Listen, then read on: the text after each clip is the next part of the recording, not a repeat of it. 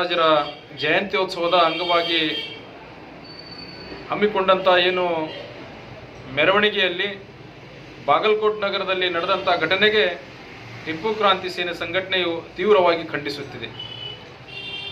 ಬಾಗಲಕೋಟ್ ನಗರವು ಶಾಂತಿಯುತ ಮತ್ತು ಸೌಹಾರ್ದತೆಗೆ ಹೆಸರಾದಂತ ನಾಡು. ಯಾಕಪ್ಪ ಅಂತಂದ್ರೆ ನಮ್ಮಲ್ಲಿ 12ನೇ ಶತಮಾನದ ಶರಣರು, ಸೂಫಿಗಳು, ಸಂತರು ನಡೆದಾಡಿದಂಥ ನಾಡು.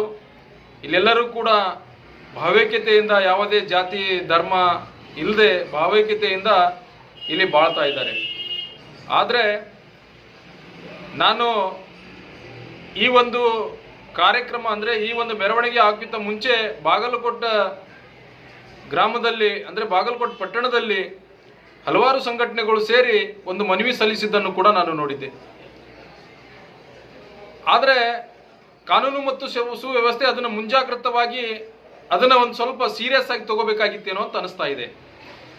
ಯಾಕಪ್ಪ ಅಂತಂದ್ರೆ ಮೆರವಣಿಗೆಯು ಹೊಂಟಂತ ಸಂದರ್ಭದಲ್ಲಿ ಮಸ್ಜಿದ್ ಸಮೀಪ ಬಂದಾಗ, ಪಂಕಾ ಮಸ್ಜಿದ್ ಸಮೀಪ ಬಂದಾಗ ಕಿಡಿಗೇಡಿಗಳು ಏನು ಕಲ್ಲೆಸ್ತರು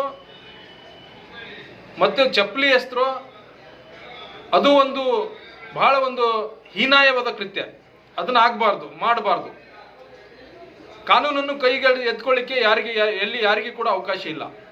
ಆದರೆ ಅವರು ಕಲ್ಲಿನಿಂದ ಹೊಡೆಯುವಾಗ ಮತ್ತು ಚಪ್ಪಲಿ ಎಸೆಯುವಕ್ಕಿಂತ ಮುಂಚೆ ಏನು ನಡೀತು ಘಟನೆ ಅನ್ನೋದನ್ನು ಕೂಡ ಕಾನೂನು ಮತ್ತು ಸುವ್ಯವಸ್ಥೆ ಅವರಿಗೆ ಸವಿಸ್ತಾರವಾಗಿ ಅಲ್ಲಿ ಏನು ಒಂದು ಶೋಧ ಮಾಡಬೇಕಾಗಿದೆ.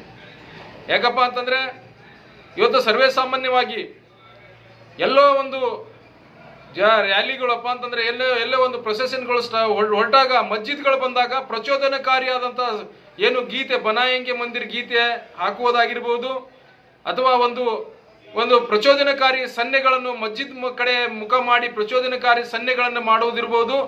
ಇದು ಬೇರೆ ಅನ್ಯ ಕೋಮಿನವರಿಗೆ ಕೆರಳಿಸುವಂತ ಕೆಲಸ ಯಾರು ಮಾಡ್ತಾ ಇದ್ದಾರಲ್ಲ ಅಂಥವ್ರನ್ನು ಕೂಡ ಪತ್ತೆ ಹಚ್ಚಿ ಒದ್ದು ಒಳಗೆ ಹಾಕುವಂತ ಕೆಲಸ ಕಾನೂನು ಸುವ್ಯವಸ್ಥೆ ಮಾಡಬೇಕಂತ ಈ ಸಂದರ್ಭದಲ್ಲಿ ನಾನು ಹೇಳಿಕ್ಕೆ ಇಷ್ಟಪಡ್ತಾ ಇದ್ದೀನಿ.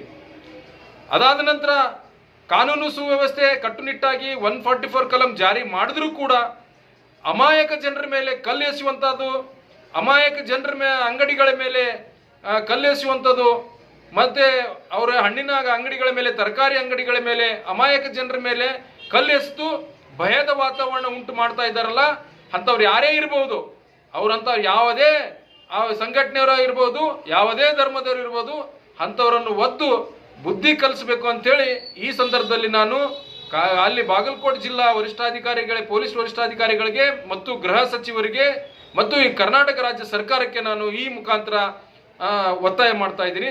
ನಮಸ್ಕಾರ.